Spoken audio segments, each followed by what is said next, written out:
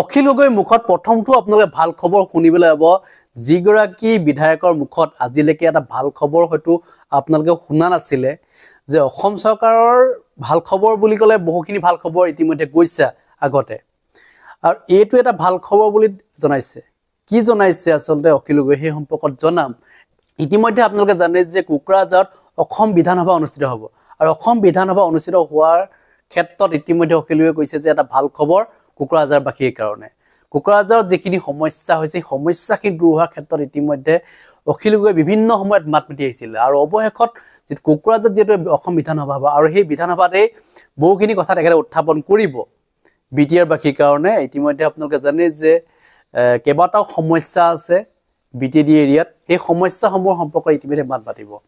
কি কৈছে আজি অখিল গগৈ সেই মন্তব্য আপোনালোক শুনাব বিচাৰিছো যে বিটিএডি এলেকাত কোকৰাঝাৰত আজি আমাৰ অসম বিধানসভা হ'ব আমি সকলো উৎফুল্লিত আমি সকলো সুখী যে আমি বিটিএডি এলেকাত আজি কোকৰাঝাৰত গৈ আমি একেলগতে সকলোৱে বিধানসভা অনুষ্ঠিত কৰিম কিন্তু মই যোৱাৰ আগে আগে এটা অনুৰোধ কৰি যাব খুজিছোঁ যদি সঁচাকৈ বিটিএডি সমস্যাৰ স্থায়ী সমাধান লাগে যদি সঁচাকৈ ষষ্ঠ অনুসূচীৰ অধীনৰ আমাৰ কাৰ্বি আংলং স্বায়ত্তশাসিত পৰিষদ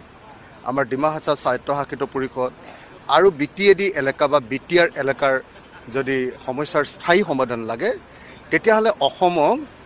মানে আমি ফেডাৰেল ভিত্তিত পুনৰ গঠন কৰিব লাগিব এইটোৱে একমাত্ৰ সমাধান 1967ত এইটো কৰিবলৈ লৈছিলে যদি এইটো হ'লহেঁতেন তেতিয়াহ'লে আমাৰ মেঘালয় আমাৰ পৰা আঁতৰি নগ'লহেঁতেন অৰুণাচলো আঁতৰি নগ'লহেঁতেন সেইকাৰণে মই আজিৰ দিনটোত দাবী উত্থাপন কৰোঁ যে সঁচাকৈ যদি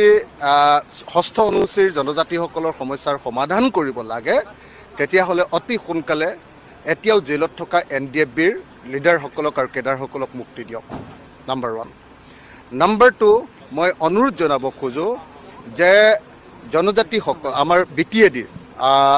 বিটিএডিৰ কাৰণে যি ডাইৰেক্টলি পইচা অহাৰ যিটো ব্যৱস্থা চেণ্ট্ৰেলৰ পৰা সেই ব্যৱস্থা গ্ৰহণ কৰক ৰাজ্য চৰকাৰৰ জৰিয়তে পইচা অহাৰ কাৰণে আমাৰ বিটিএডিৰ বহুত অসুবিধা হৈ আছে গতিকে এইটো বাদ দিয়ক আৰু 3 নম্বৰ বিটিআৰ চুক্তি আৰু ডিমা হাছাওত যিবিলাক চুক্তি হৈছে সেই আটাইবিলাক চুক্তি 100% কাৰ্যকৰীকৰণ কৰিবৰ কাৰণে মই দাবী উত্থাপন কৰিলোঁ যাতে সঁচাকৈ কাৰ্বিসকলৰ বড়োসকলৰ আৰু ডিমাছাসকলৰ সমস্যাৰ প্ৰকৃত সমাধান আহিব পাৰে আৰু অসমৰ ভিতৰতে এই জনজাতিসকল থাকি ফেডাৰেল ভিত্তিত তেওঁলোকক স্বতন্ত্ৰতা প্ৰদান কৰি আমি সকলোৱে অসমীয়া হিচাপে পৰিচয় দিব পাৰিম সেইটোৰ কাৰণে বিজেপিক কোনো হেৰি দিয়াৰ কোনো দৰকাৰ নাই আপোনালোকে হিমন্ত বিশ্ব শৰ্মাক ক্ৰেডিট দিবলৈ কৈ আছে নেকি সেইটো নহয় সেইটো হিমন্ত বিশ্ব শৰ্মাৰ কাৰণে বিটিএডিত হেৰি অহা নাই এইটো এটা যুগৰ এটা নিৰ্দিষ্ট পৰ্যায়ত ৰৈছেহি কিন্তু তাৰপিছত আকৌ আন্দোলন হ'ব যদিহে আমি তেওঁলোকক অধিক স্বতন্ত্ৰতা নিদিওঁ ফেডাৰেল ভিত্তিত অসম পুনৰ গঠন কৰিব লাগিব বস্তুটো বুজি পাব লাগিব অসমীয়াৰ উগ্ৰ জাতীয়তাবাদটো এৰিব লাগিব ফেডাৰেল ভিত্তিত অসমক পুনৰ গঠন কৰি কাৰ্বিসকলক অধিক স্বতন্ত্ৰতা ডিমাছাসকলক অধিক স্বতন্ত্ৰতা আৰু বড়োসকলক স্বতন্ত্ৰতা প্ৰদান কৰিব লাগিব তেতিয়া অসমৰ সমস্যাৰ সমাধান হ'ব